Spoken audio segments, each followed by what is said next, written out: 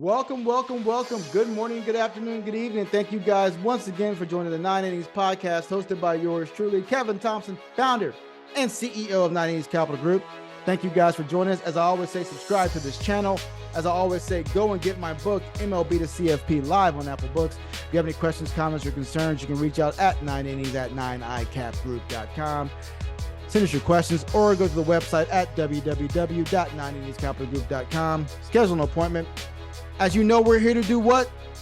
Educate, empower, and engage. And today we're here to educate you. But before we educate you, go to our podcast stations, podcasts all around, our podcast on the iTunes, we have Amazon, we have Spotify, we have you name it. Anywhere podcasts are found, you can go to the 9 Innings podcast and subscribe to those channels. Go to the YouTube station and subscribe to the channel. And thank you guys for being loyal subscribers and listeners, because we have just surpassed 100 subscribers. So thank you guys for that. Does the Fed owe us an apology? Does the Fed owe us a mea culpa? Let's get it.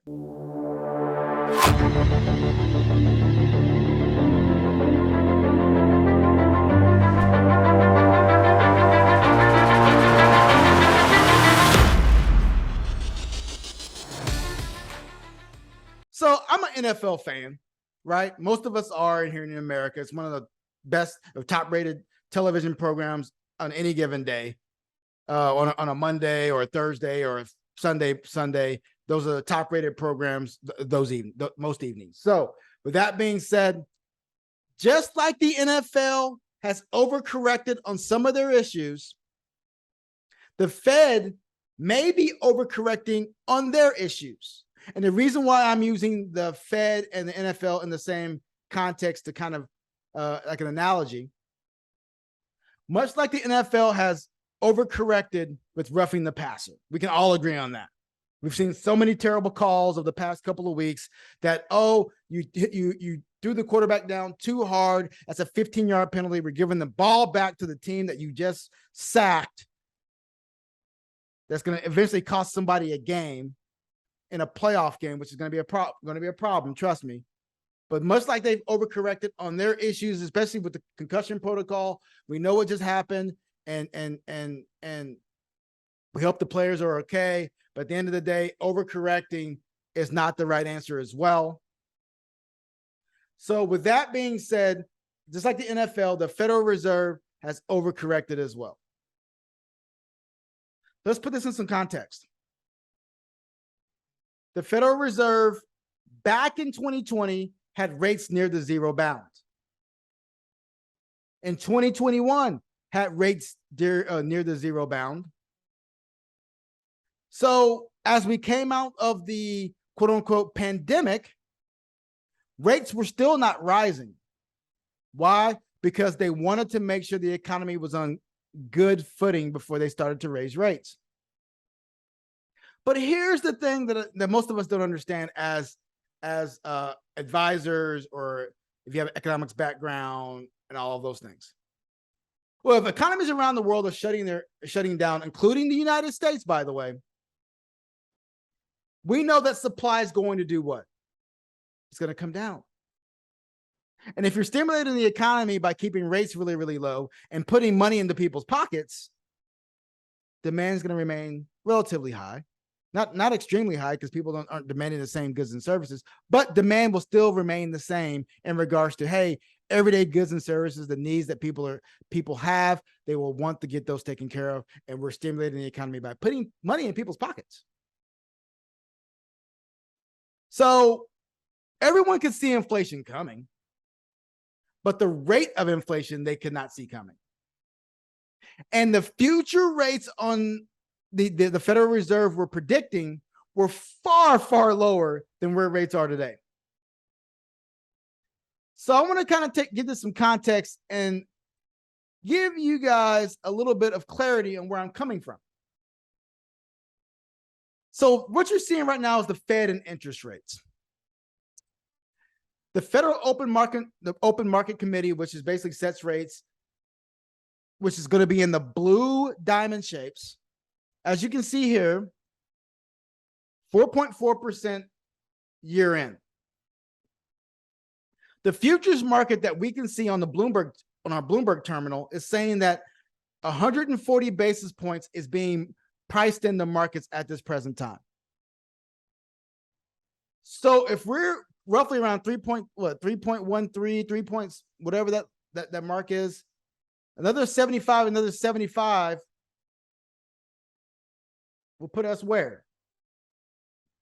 I should have done this before the call. So we're pricing another 75 and another 50 plus a 3.13. Yeah. So what the market is expecting is another 75 basis points with another 50 basis points and possibly another, what was that, a 25? So the idea is the market is expecting another 75 basis points and another 50 basis points to get us from 3.13. That gets us to 4.38 by the end of the year. And as you can see, the green line represents what our market expectation is versus what the Federal Open Market Committee or the Fed's interest rate policy is. We're roughly about the same there. But the point I'm going to try to make here is this. The following year is where we differentiate. As you can see here, the Fed is saying they're going to keep rates higher for longer. And we're expecting them not to do so. But why this is important is because if they do keep rates higher for longer, that means markets in themselves should be discounted a little bit further. Versus our expectation, which means that, yeah, they're going to raise interest rates, but they're not going to raise them that much higher, and they're going to keep them there for quite some time, or they may have to bring them down a little bit to combat the overall slowing economy. Now, another thing is in 2024, as you can see, our expectations seem a little bit higher than the Fed's. The Fed's has a lower expectation on their interest rate at 3.9 versus ours at 4.06. So we think it's going to be a gradual decline on rates. Well, the Fed thinks it's going to be more of a quicker decline on rates. And finally, the long-term rate on, which is the purple box there, the purple diamond of 2.5%. We don't think that's feasible, to be brutally honest. What we also don't think is feasible is that when you look at where unemployment is and what their expectations are on unemployment, as you can see right here, 4.4 for 2023, 2024 seems to be something that we don't find is doable. With interest rates being as high as they are, with unemployment numbers that are likely to go higher, that number is going to be closer to 5, most likely. And 5, to be honest, is an incredibly good economy. If you look at other recessions, if you look at other times rates we're starting to reach levels of higher levels, unemployment was 8-9%. Now we're talking about 4% on the unemployment rate, and that being an issue. No. We're thinking the rate's going to be closer to 5, maybe 5.5, which is not a bad deal. Because with a slowing economy comes slowing demand and less people needing to work. That's just the nature of the business.